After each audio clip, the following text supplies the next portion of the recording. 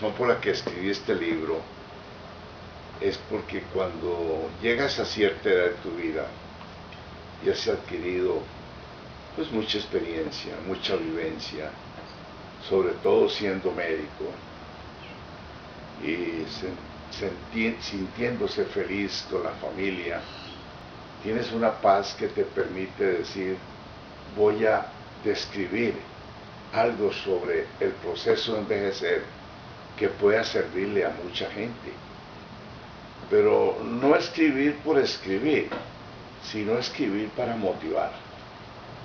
En realidad, creo que lo que escribí es una visión optimista sobre el proceso de envejecer en el transcurso del tiempo. Pensé que mucha gente joven podía interesarse en la obra, pero en realidad que el título Envejecer tiene con mayor apetencia por gente ya mayor, que es la gente que más lo disfruta, que más lo lee, aunque los que están empezando a ser adultos también van a envejecer algún día y necesitan estar enterados de ese libro. ¿Qué encuentra el lector dentro del libro? El libro tiene facetas muy importantes. Yo no trato de decir en el libro que lo que dicen las revistas, lo que dicen los periódicos, que usted tiene que hacer ejercicio, que tiene que hacer dieta, que tiene que tener grupos para reunirse durante la semana, que no se estrese, porque eso lo lee usted en todo lado, o en un libro de geriatría, o en un libro de gerontología. Realmente lo que yo trato es hacer un libro que explique parte de lo que es la vida. Y para explicar lo que es la vida, realmente tengo que irme a decir que el libro tiene conceptos como que es natural envejecer. La gente aún no ha entendido que envejecer es de todos y que es natural, y si al ser natural tiene que aceptarse como tal. Así como naces, así vas a morir, y al morir tienes que haber pasado, si tuviste la suerte de pasar por un periodo de envejecimiento determinado. Ahora, si es natural, hay otro segundo punto importantísimo. ¿Cómo voy a considerar yo algo natural y no vivirlo con plenitud? Y hablar de plenitud es decir, vivir con gozo, con alegría. Y hay gente que no puede, o porque no ha tenido la oportunidad, o porque sus hábitos de vida no se lo permiten, su situación socioeconómica se lo impide, pero eso es lo que trato yo de ir impulsando. Y un tercer punto muy importante es que la gente no sabe que al llegar a cierta edad es la etapa suprema de la existencia de esa persona. No todo el mundo llega. Y todavía llegar y decir, puedo envejecer bien, no envejecer mal, envejecer bien, eso sería culminar la vida de una forma muy exitosa o satisfactoria. Este libro es para todo el mundo. Yo diría que es un libro para cualquier persona. Es un libro que tiene la visión de dar no tanto consejos, sino explicar lo maravilloso que es vivir. Y si usted ya sabe que es maravilloso vivir, va a darse cuenta que es extraordinario envejecer. Pero eso sí, envejecer bien. Y yo digo bien, y le pongo un calificativo, que envejecer bien es un arte. Donde arte quiere decir que usted es el artista de su vida. Usted es quien tiene que forjar su vida. Pero no porque yo sea un artista o la otra persona artista, no. Porque esa persona supuestamente tiene la esperanza de vivir en forma armoniosa, equilibrada en su vida, y eso es envejecer bien. ¿Por qué usted dice que ahí en la sociedad hay una población vulnerable? Sí, porque hay gente que no tiene oportunidad de de leer este tipo de cosas, de enterarse de esto. Generalmente son gentes que no leen, gente que está en una situación socioeconómica muy baja, porque la vida pues no es solidaria con todo el mundo. Y yo lo que trato en este libro es que sea solidario. Vea usted, por ejemplo, si yo voy a un sitio de una asociación, lo lógico es que esas gentes que me oyen hablar sobre el libro, sobre todo en iglesias evangélicas o cristianas, que al oírme hablar digan, hombre, qué interesante lo que dice, pero yo no puedo comprar un libro, yo no puedo disfrutar de ese libro. Y las asociaciones, por ejemplo, ninguna me ha dicho, el doctor Mirambel, yo necesito 30 libros para los asociados de acá, para que tengan la oportunidad de leerlo, si ya lo escucharon usted hablar de él. Entonces, esa gente vulnerable a la influencia externa, lo único que tienen es televisión para poder vivir.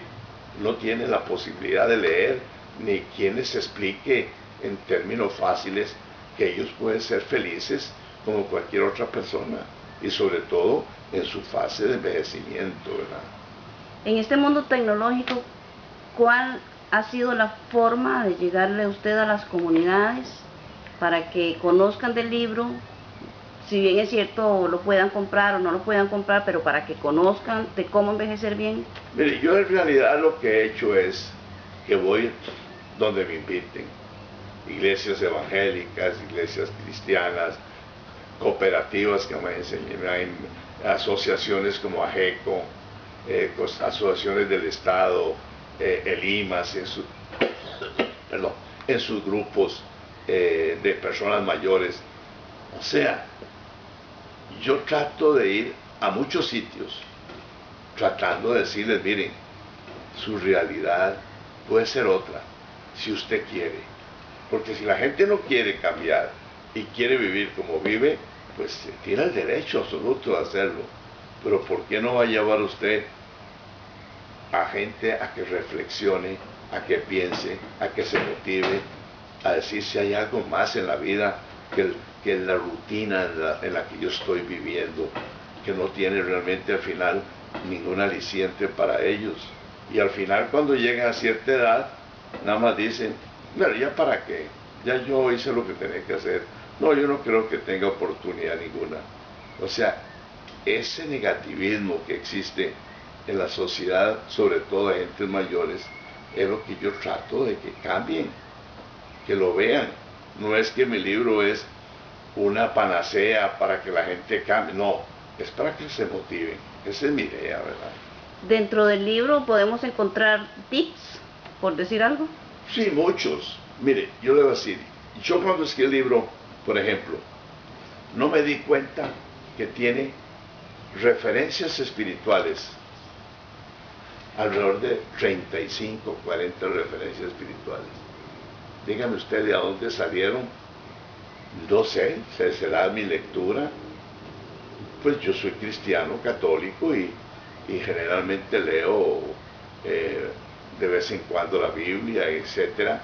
Pero las citas que yo pongo ahí han salido de inspiración, y esa inspiración tiene que venir, no sé, del Altísimo, de Dios, de alguien, porque para escribirlo yo tengo que haber sido inspirado por alguien.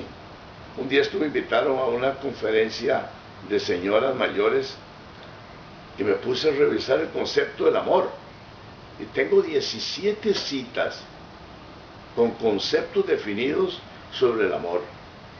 Y no es que yo haya escrito sobre el amor un libro, ni haya leído específicamente, pero eso le indica a usted que hay muchas cosas que pueden guiar. O sea, como bien dijo un geriatra, muy amigo mío, en una de mis charlas, mire Francisco, yo su libro lo leí con mucha atención 2 o 3 veces. No es un libro de geriatría, no es una guía gerontológica, su libro es un libro de vida.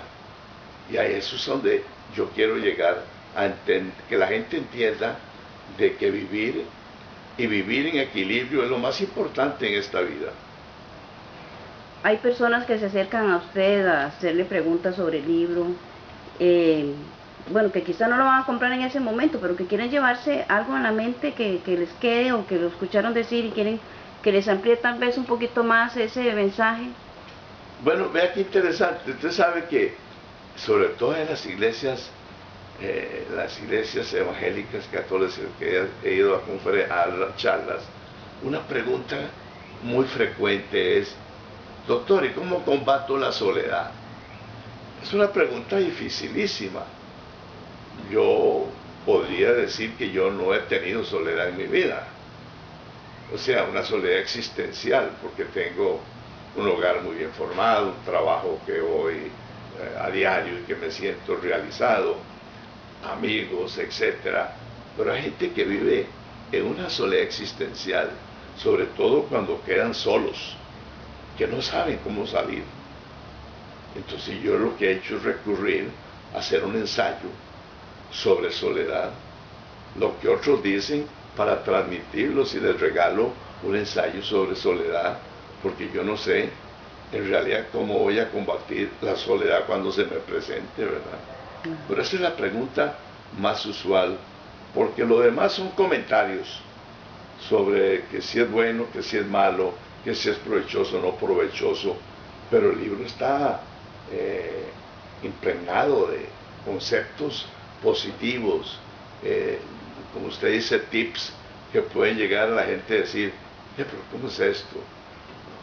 Un señor me dijo un día de estos, un médico muy conocido: doctor, usted sabe que cuando usted me regaló su libro, empecé a subrayar lo que me interesaba.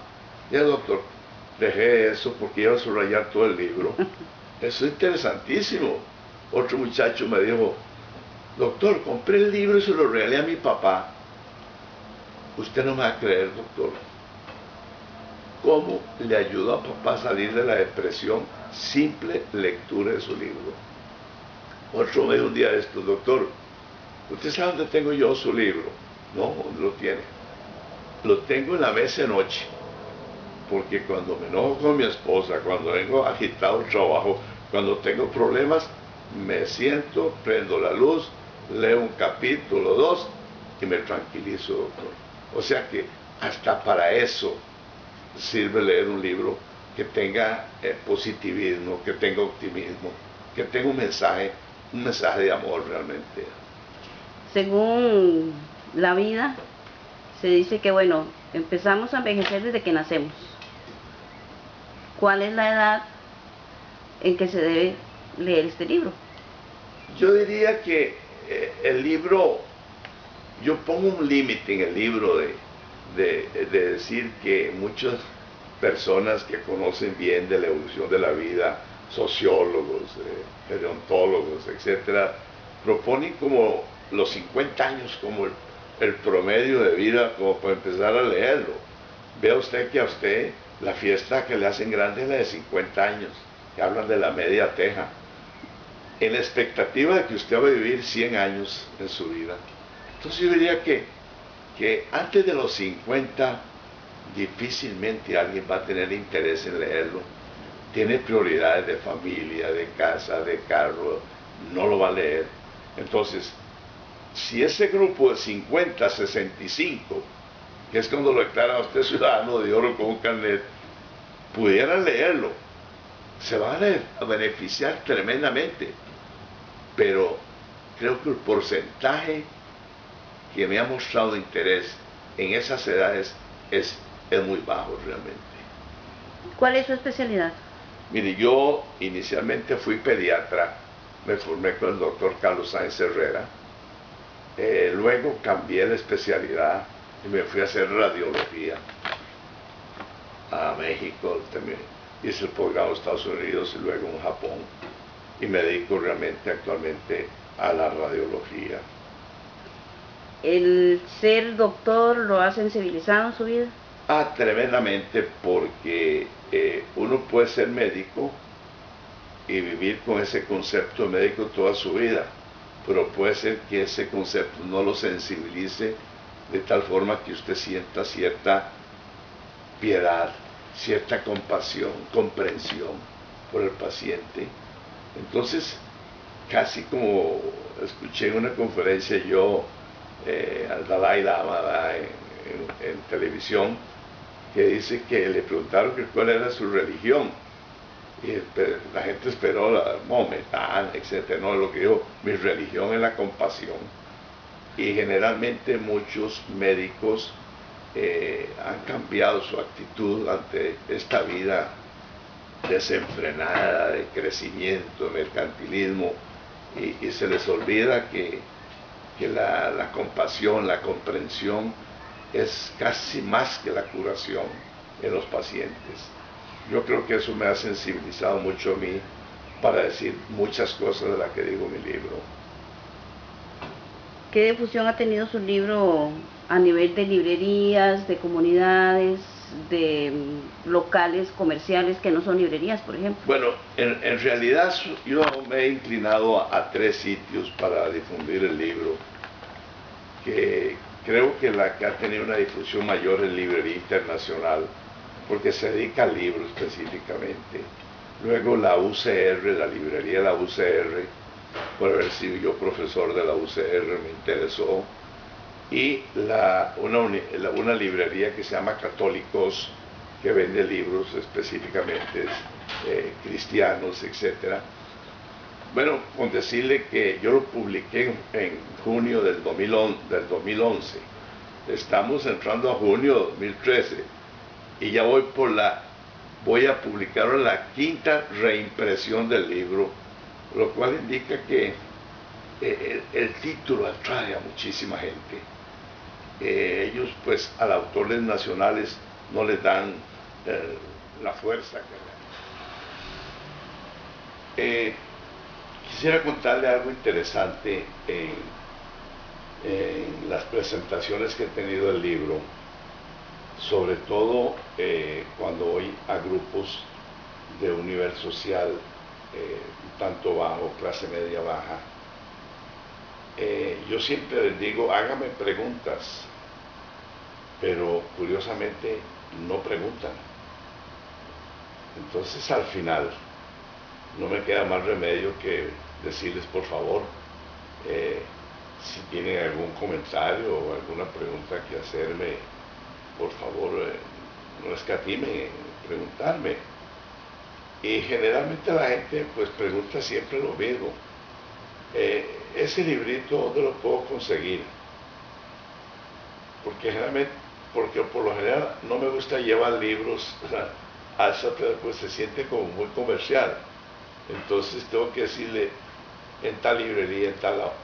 Y esa persona no va a comprar el libro definitivamente. Y las asociaciones o los grupos no tienen la habilidad mental de decir: voy a disponer de unos cuantos libros para todas esas gentes que no pueden comprarlo, para que lo puedan disfrutar. Algunas personas me han dicho que si ese libro les puede sacar realmente de su problema en que están viviendo, a veces de soledad, a veces de angustia, a veces de enfermedades. Y es que esas gentes no saben el desequilibrio que existe entre salud y enfermedad. Entonces se enferman, pero se enferman muchos porque no saben cómo acudir al médico o a la persona adecuada, o a la persona de una iglesia o de un grupo social que les explique mejor. Ahora, el libro, de luego, como le dije antes, no es una guía para eso. Pero si a usted el libro le está diciendo que usted tiene que buscar lo mejor de lo mejor, vivir de la forma más adecuada, más satisfactoria, de que usted, por ejemplo, no puede vivir sin espiritualidad, porque si usted no tiene espiritualidad en un momento dado de su vida, que es sobre todo cuando usted ya está mayor o queda solo, usted no tiene dónde agarrarse. Mentira, usted no tiene dónde agarrarse. Usted tiene que tener una base espiritual que lo conforte, que lo llene para poder seguir adelante, porque el vacío es peor. A mí me dicen: doctor, ¿y esa espiritualidad cómo la quiero? Pues yo tampoco puedo decirles cómo, pero sí les explico que hay muchas formas de tener espiritualidad, con ellos mismos, aunque no puedan salir de su casa, con lecturas, con oración, con gente que los informe, que los lleve. Pero no, muchos están, sí, yo rezo, tal, pero no saben cómo estar realmente en un sentido espiritual de vida. Entonces hay un capítulo en mi libro que dice mayor necesidad de espiritualidad. Otra cosa que me dicen, doctor, y cuando usted habla de legado, ¿de qué está hablando? Digo, mire, legado es una palabra muy sublime, que es muy diferente a herencia. Herencia es algo escrito. Legado es cómo vivió usted, qué le enseñó a sus hijos, qué ejemplo les dio, qué ejemplo les sigue dando. O sea, el legado es cómo yo quiero que a mí me recuerden. Y a veces no se dan cuenta de que eso es importantísimo. Y viven una vida tensa, una vida que no es la vida que tienen que vivir junto a la sociedad o el grupo familiar con que están.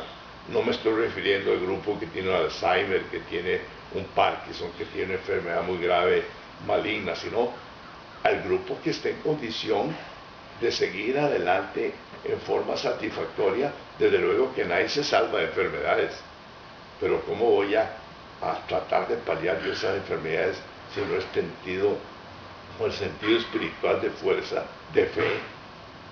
No hay otra forma más que pensar en eso y saber de que yo tengo que seguir dándole a mis hijos el ejemplo que soy, porque hay algo que la gente no entiende, y es que cuando usted llega a una edad determinada, o empieza a envejecer, etc., usted tiene que guardar su dignidad. Y mucha gente pierde la dignidad al llegar a la vejez. ¿Por qué? Porque no respeta ni sabe respetar. Porque creen que ya jugaron su vida, que ya no hay nada que hacer. No. Yo espero morir con la dignidad que siempre he tenido. Y esa hay que inculcarla, hay que hacérselos ver, hay que impulsarlos. Y hay un capítulo dedicado a envejecer con dignidad. Otro aspecto importantísimo que la gente no tiene en mente es, está bien, yo envejecí, llegué a cierta edad, pero ¿qué es que yo no voy a aprender más? No, por Dios, la vida es siempre aprender. Usted aprende en cada momento de su vida, si usted quiere.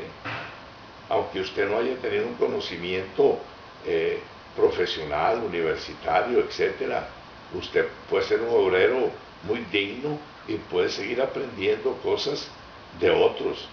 Pero si usted no tiene el más mínimo interés, ni se lo estimulan, tampoco va a aprender. Ahora, yo cierro el libro con algo que a la gente no le gusta, y es cuál es la etapa final de la existencia, de la muerte. Mucha gente no le gusta hablar de la muerte. No es que yo me prepare para morir, ni quiera morir, porque tengo nietos encantadores y hijos muy lindos. No, pero usted tiene definitivamente que tener un criterio de por qué la muerte es como nacer. Pero si yo estoy vivo, si yo tengo ilusión y tengo un poquito de pasión, ese es el cielo mío, que tanto habla el cristianismo. Pero si además de eso yo siento que estoy viviendo ese cielo aquí en mi vida, con una vida bien vivida, lo lógico es que si yo tengo que morir, porque no hay otra alternativa, todos vamos a morir, no es que me prepare ni quiera morirme, pero tengo que tener algún concepto que me permita decir, estoy en el más allá porque así terminó mi vida. Dios me dio tiempo justo para vivir. Si usted tiene un accidente y muere, Dios le dio el tiempo justo que usted iba a vivir.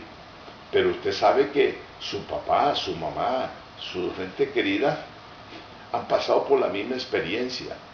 Y esa, para mí, que soy cristiano, lo considero como eternidad. Entonces, no es que yo quiera estar en la eternidad, pero voy a vivir tan intensamente mi vida en la tierra, con esa ilusión y pasión, que si yo muero, sé que yo voy a continuar en una transformación que es la eternidad en esta vida. Ese es mi último capítulo del libro. Y creo que la gente podrá entenderlo a la mano. Es decir, mi libro es para toda creencia, en el entendido de que pues, yo por mis hábitos, por lo que mi madre, mi padre me enseñaron, yo soy católico cristiano. Otros serán evangelistas, protestantes, budistas, etcétera, y tienen creencias distintas, pero realmente usted tiene que tener en su mente algo a lo que usted va a ir, hacia dónde. Si usted ha sabido vivir el cielo aquí en la tierra, creo que Juan Pablo II lo dijo en algunos de sus libros, ¿verdad?, que es muy importante. Un último concepto, por ejemplo, del libro es que ojalá que el libro permita reflexionar, que permita motivarse, porque el libro en sí no va a cambiar a nadie, porque el que tiene que cambiar es la persona que lo lee en base a lo que tiene, a lo que está viviendo y a lo que puede vivir. Y esa es mi idea. Ahora, que yo hoy hablo en un sitio, explico, porque ahora lo hago digital. Antes lo hacía oral, ahora lo hago digital y la gente lo absorbe, lo promueve. Una señora me decía, oye, doctor, yo leí su libro, pero viera que hoy salgo impresionada de lo que yo no capté en su libro al verlo de una forma digital como usted lo ha presentado. Esa es la idea, que tenga difusión. A mí comercialmente no me interesa realmente, pero que sí se beneficie mucha gente del libro, ¿verdad? El libro está escrito con un lenguaje sencillo, narrativa. Bueno, mire, aquí hay un prólogo muy interesante del libro, escrito por una socióloga, que dice lo siguiente: el libro se desarrolla con gran claridad y sencillez que facilita la lectura, pero ante todo es un libro que manifiesta la posibilidad de apropiarse del sentido de espiritualidad tan necesario en el vivir. O sea, es un libro que tiene de todo. Ni yo mismo me lo creo cuando lo releo, porque cuando usted escribe un libro, dice, pero ¿cómo dije yo tanta cosa interesante? Su mente es un mar. Imagino que usted como escritora también estará diciendo, pero ¿cómo hice este libro de poesía? Y hice otro. Alguien dice, doctor, hay que reeditarlo. No, ese libro queda así para siempre, para que la gente lo lea. Si yo escribo otra cosa, puede ser sobre el mismo tema, o puede ser sobre una ampliación, o puede ser sobre aprender a vivir, que es tan interesante, que mucha gente no sabe aprender a vivir.